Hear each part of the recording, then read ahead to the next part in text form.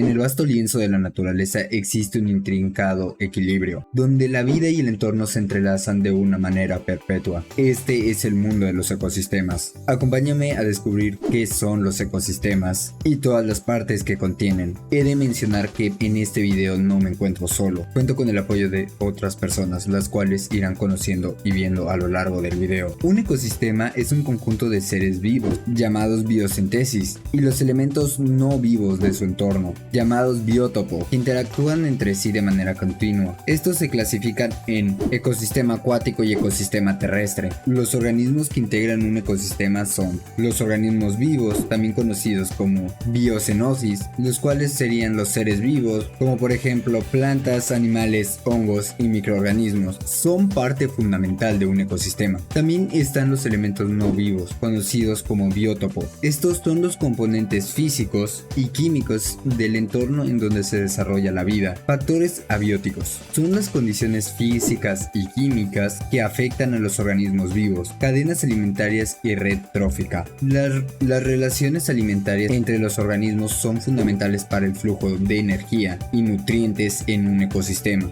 Hábitat y nichos ecológicos. Los hábitats son lugares específicos donde los organismos viven y se reproducen. La estructura básica de un ecosistema se compone de varios componentes interrelacionados que trabajan juntos para mantener la dinámica y el equilibrio de un ecosistema. La estructura básica sería la siguiente: la biosíntesis, los biótopos, los factores abióticos, cadenas alimentarias y retróficas, hábitats y nichos ecológicos. En un ecosistema se pueden dar varios tipos de relaciones, las cuales pueden ser amensalismo, que es cuando un individuo produce una sustancia tóxica que afecta a otro; antibiosis, que es cuando una especie segrega sustancias nocivas para otra especie con la cual está compitiendo. En biosis, un organismo senil e inofensivo, llamado epibionte, vive sobre otro ser vivo, llamado basibionte. Tanatocresis, un individuo utiliza los restos de otros organismos muertos para su propio beneficio. Foresia, una especie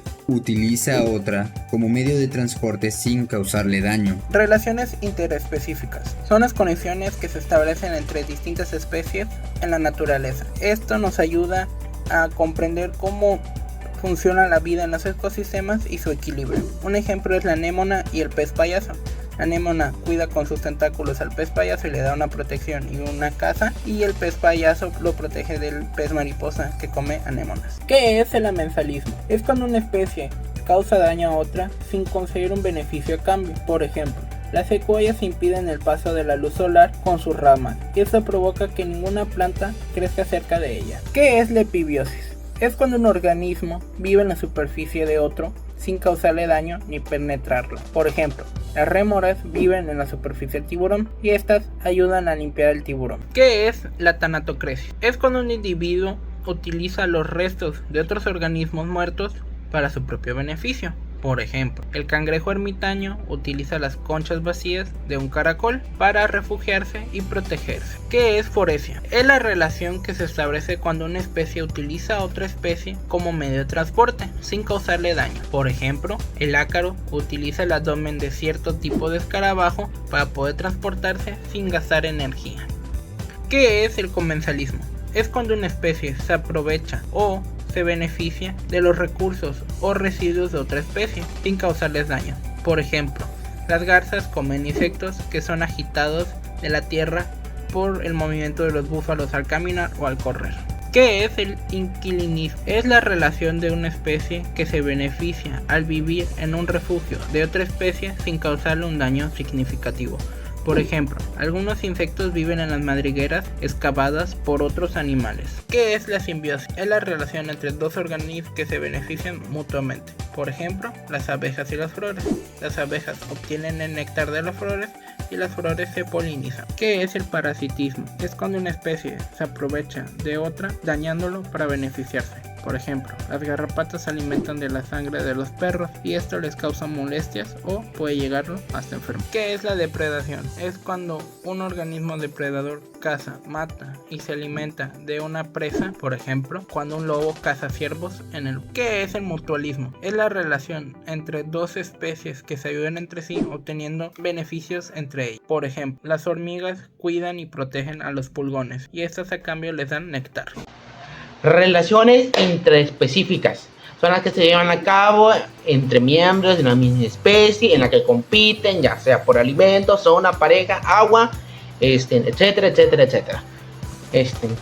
Existen varios tipos en los cuales se pueden clasificar. Uno de ellos es la territorialidad, que consiste básicamente en la delimitación de un territorio, una área exclusiva, y no va a ser compartida con rivales, o sea, con otros de la misma especie, pero que no sean ya sea de su manada o de su grupo étnico. Lo pueden llevar a cabo tanto los machos, las hembras, las parejas de estos dos, o grupos sociales, ya sea una colonia o una jauría, aunque por lo general solo lo realizan los machos. Ya sea como alzar la cola, elevar las plumas, mostrar los dientes, o marcar territorio con olor. Esas son la mayoría que los animales hacen. Ahora sigue la competencia. Competencia es un comportamiento social, ya que los individuos que intervienen pertenecen a una misma especie. Por lo tanto, se toleran unos a otros, aunque delimitan un número de organismos. No confundir con territorialidad, en el cual delimitan un área. En este caso se delimita a un número de organismos que viven en un determinado lugar. Y generalmente se compiten por los recursos. Relaciones familiares. Son aquellas donde los individuos están emparentados, se organizan por lo general con una o varias parejas, que al procrear tienen una prole o una jauría o un grupo, o como le quieran decir, o el mantenimiento de la asociación, o sea, la manera en la que se mantiene este grupo familiar está completamente relacionada con el apareamiento, la alimentación, la defensa y el cuidado de las crías. Matriarcal. Solo está formado por la madre y su prole, o sea, el grupo. Generalmente está formado por las hembras, madres e hijas, hermanas, etc. Y suele haber una matriarca o hembra alfa. Y se le permite el acrecimiento a los machos que son no más solitarios para reproducirse. Ahora le toca el turno del patriarcal. Generalmente solo está formado por el padre y sus hijos, que por lo general es el padre quien cría a los hijos. Por ejemplo, los hipocampos, los cuales se encargan del cuidado de los huevecillos dentro de su interior hasta que nacen. Bueno, la siguiente es parental monógama. Constituye una pareja y su descendencia. Se suele ver sobre todo en las aves, como el buitre, ya que es en la unión de parejas suele durar para toda la vida o casi toda la vida. Solo cuando uno muere a lo mejor y el buitre se arraiga, pero es muy raro, se quedan en solitario. Y obviamente la cría del polluelo. Parental polígama, o puede ser parental poligínica o palíndrica. Es parental poligínica si está formada por un macho y muchas hembras y sus hijos. Esto se ve mayormente en los ciervos, donde hay un solo macho disponible para reproducirse y varias hembras, y estas están cuidando de sus cervatillos o crías, como la quieran decir. Es parental políndrica, no poligínica. Poligínica, no. Palíndrica. Si la hembra se aparea con varios machos, como es el caso de la jacana. Filial. Únicamente está integrado por crías y en los peces y en algunos anfibios. Asociaciones coloniales o relaciones coloniales. Estas están formadas por individuos ozoides, que son zoides, que están unidas físicamente entre sí, conectadas por una serie de canales, aparentando ser un individuo único. Las colonias se organizan como los individuos que representan la producción asexual, normalmente por germinación, bipartición o fragmentación. El siguiente son las relaciones estatales se dan como respuesta a la división del trabajo de la población. Los individuos que conforman representan diferentes morfologías, revelando las distintas funciones que desempeñan en la relación. Son típicos los conocidos insectos sociales, como las termitas, las abejas, las hormigas, asociaciones o relaciones gregarias. Este tipo de agrupaciones no existen vínculos parentales ni familiares. Normalmente son temporales. Se producen la acumulación de individuos en un determinado lugar, proveniente de transportados por el viento, por el agua, en plan larvas, insectos o cianobacterias, o por su propia voluntad, bien siguiendo un estímulo como la luz, o buscando alimentos, o bien luchando por su supervivencia, defenderse de los depredadores o buscar alimento, como el caso de los bancos de peces, las bandadas de aves, o las manadas de mamíferos. Sigue el funcionamiento y transferencia de energía. Obviamente en ecología no estamos hablando de energía como la electricidad y todo eso. En fin, la fuente de energía para casi la mayoría de los ecosistemas se basa en el sol, que es el soporte de la mayoría de los ecosistemas en la Tierra. Las plantas producen su energía química a partir de los factores abióticos, lo cual incluye la energía solar. La energía creada por los productores pasa a través de la cadena alimentaria. ¿Y qué es esta cadena alimentaria? Pues básicamente es la de los que generan su propio alimento, los consumidores primarios, los secundarios, los terciarios, y ya están después los descomponedores. La primera ley se le conoce como la primera ley, literalmente, o ley de la conservación de la energía. Esta establece algo un poco curioso, que dice que la energía no puede ser destruida, mas sí transformada. Por ejemplo, la energía solar se convierte en energía química, lo cual ayuda a las plantas a crecer. Ahora, la segunda ley, literalmente se le conoce como la segunda ley o ley de la entropía, dice que cuando se transforma la energía o es aprovechada por otro ser vivo, nunca es al 100%, siempre es como, digamos que al 90%, pero siempre es un 10% menos o aproximadamente eso, lo que nos refiere a que si la energía, la planta tiene un 100%, el animal que la consume solo aprovecha el 90%, y de ahí el animal que consume el animal solo obtiene el 80%, y así sucesivamente. Ecosistemas naturales. ¿Qué son los ecosistemas naturales? Estos son aquellos ecosistemas que no han sido modificados por el ser humano.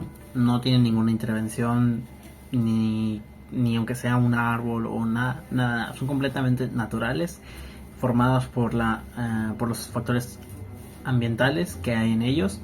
Y pues esos ecosistemas, unos ejemplos pueden ser los bosques, las taigas, todo tipo de ecosistemas, los cuales no han sido afectados de ninguna forma por el ser humano. Ecosistemas rurales. Estos ecosistemas son aquellos en los cuales las personas, los humanos, han modificado en menor medida a un ecosistema natural. Siguen conservando partes del ecosistema natural, sin embargo han sido modificados de alguna forma, ya sea construyendo algún tipo de edificación o talando algún tipo de árbol. Un ejemplo de esto pueden ser las granjas, ya sea de animales o de plantas. Ecosistema urbano. Este tipo de ecosistema es aquel en donde en la mayor medida son conformados por edificaciones hechas por los humanos. No contienen casi nada de ecosistema natural, y en su lugar han sido reemplazados por edificaciones o cualquier tipo de edificación hecha por los humanos. Ecosistemas mixtos. Este es un tipo de ecosistema que puede ser natural o no. Este tipo de ecosistemas se caracterizan por ser un tipo de ecosistema el cual comparte ecosistemas terrestres y acuáticos. Un ejemplo de esto pueden ser los manglares, ya que tienen una fauna que se encuentra cerca del nivel del mar o del agua, y que también tienen su parte terrestre. Tundra. Este es un tipo de ecosistema el cual está conformado en su mayoría por climas helados, fríos, donde no reside mucha vegetación. A su vez, este tipo de vegetación puede ser simplemente árboles en los cuales su piso es helado, y pues un ejemplo de en donde se pueden encontrar ese tipo de ecosistemas en Alaska. Las taigas. Las taigas son un tipo de ecosistema el cual puede ser un bosque. Es un tipo de bosque el cual está conformado en su mayoría por pinos y coníferas. Su clima es helado y se pueden encontrar abundantemente dentro de Rusia. Bosque. Los bosques son aquellos ecosistemas los cuales pueden clasificarse en muchos tipos, ya sea por su clima o por su altitud o cualquier otro tipo de factor ambiental. Hay bosques los cuales se clasifican como helados, cálidos, fríos, templados, y su fauna y flora depende del tipo de clima que tenga. Este tipo de bosques abundan el 70% de los seres vivos que hay en el planeta. Selva tropical. A diferencia de los bosques, este tipo de ecosistema mantiene árboles muy altos y densos, lo que implica que la luz solar no pase directamente hacia la Tierra. Esto indica que al momento de ver la vegetación que hay en el suelo, no haya o no florezca ningún tipo de vegetación, ya que la luz solar es muy importante para que estos crezcan. La flora y fauna puede ser muy diversa y el clima es templado o húmedo. La sabana. Este tipo de ecosistema mantiene muy pocos árboles, ya que en un gran radio terrestre se pueden observar 1 o 2 árboles, y mantiene una flora de puro pasto, y la fauna está adaptada a este tipo de climas, ya que el tipo de clima que mantiene puede ser cálido, subtropical, tropical, y pues va cambiando entre las estaciones, ya sea la época donde hay sequía o donde hay humedad. Y cuando es la época de sequía, la fauna suele migrar a otras partes de la sabana para que puedan conseguir alimentos. Desiertos. Este tipo de ecosistemas se caracteriza por tener climas muy extremos, ya sea que durante el día tengan climas extremos de calor, y en la noche haya muchísimo frío y heladez completa. Este tipo de ecosistemas se caracterizan también por el tipo de vegetación que tiene, ya que es muy escasa y a veces puede ser nula. Ese tipo de ecosistemas pues tiene una fauna que está adaptada a este tipo de situaciones extremas, y pueden haber muchísimos tipos de desiertos, aunque en su mayoría son similares entre sí. Chaparrales. Este tipo de ecosistemas se pueden desarrollar en laderas de cerros, los cuales tienen un clima, dependiendo del lugar en donde se encuentren, pueden ser cálidos, secos, semihúmedos, húmedos, tropicales, y ese tipo de ecosistemas mantienen una flora y especial, en donde ese tipo de arbustos como Juniperus o entre otras pues tienen una resistencia a las quemaduras.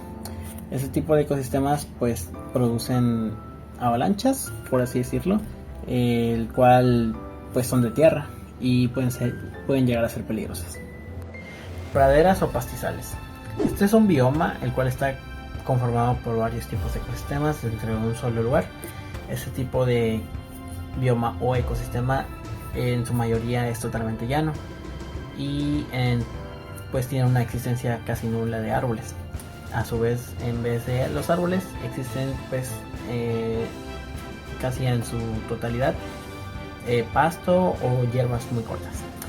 Este tipo de ecosistema pues está caracterizado por el hecho de que tenga un clima húmedo, seco, árido o tropical. La distribución de organismos en un ecosistema se refiere al espacio que ocupan y cómo lo hacen. Existen tres tipos básicos de distribución: agrupada o agregada, que es cuando los individuos se encuentran agrupados en partes específicas del hábitat. Esta distribución facilita el encuentro para el cortejo y la protección contra otros depredadores. Regular o uniforme. Los individuos están espaciados uniformemente dentro del área. Aleatoria o al azar. La presencia de un individuo no afecta la probabilidad de encontrar a otro. Flujo de materia y energía en los ecosistemas. La energía fluye desde los productores, los cuales son organismos autótrofos que capturan energía de la luz solar, a través de los consumidores, heterótrofos que se alimentan de otros. Y finalmente los descomponedores. Bacterias y hongos que descomponen la materia orgánica. La materia también circula, pero de manera cíclica, gracias a los descomponedores que reciclan elementos químicos. Las relaciones tróficas son las interacciones alimentarias entre los organismos de un ecosistema. Cadena alimentaria, productores, consumidores primarios, consumidores secundarios, consumidores terciarios. La red trófica es igual a muchas cadenas alimentarias interconectadas, aleación natural y artificial de los ecosistemas. Los naturales podrían ser sismos, terremotos y vulcanismo, los cuales afectan la corteza terrestre, y los artificiales podrían ser las actividades humanas como la agricultura, la tala de bosques, los pesticidas y la industrialización, que afectan a la biodiversidad y al medio ambiente. La homeostasis de un ecosistema es el equilibrio que mantiene un ecosistema.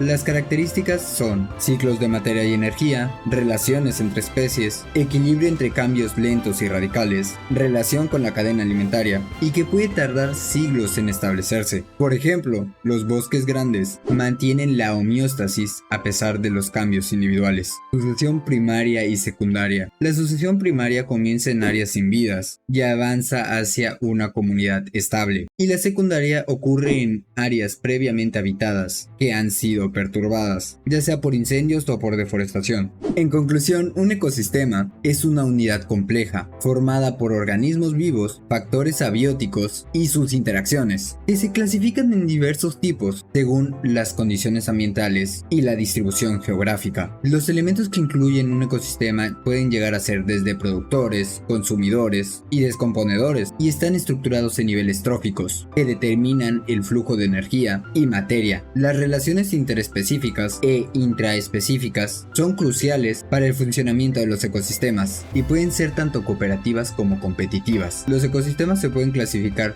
en naturales, rurales, urbanos y mixtos, y pueden presentar diferentes tipos de distribución de organismos y flujo de energía, la homeostasis de un ecosistema y la resiliencia de estas unidades. La alteración natural y artificial de los ecosistemas pueden tener efectos negativos, pero los ecosistemas tienen la capacidad de adaptarse y regenerarse siempre y cuando se mantenga un equilibrio adecuado.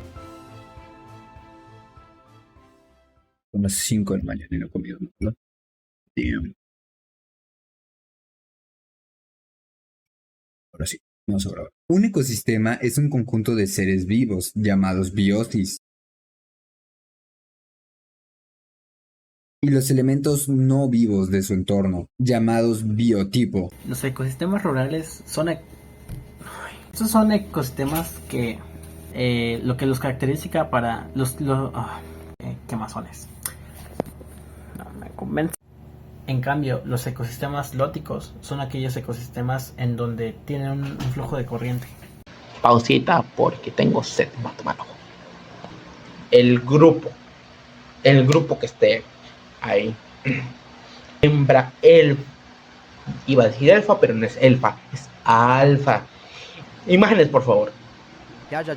Cree que lo voy a editar. ¿Cuál es tu decisión? En fin. Imagen aquí, acá, no sé dónde vaya a estar la imagen. No está tal como la policía que te roba, pero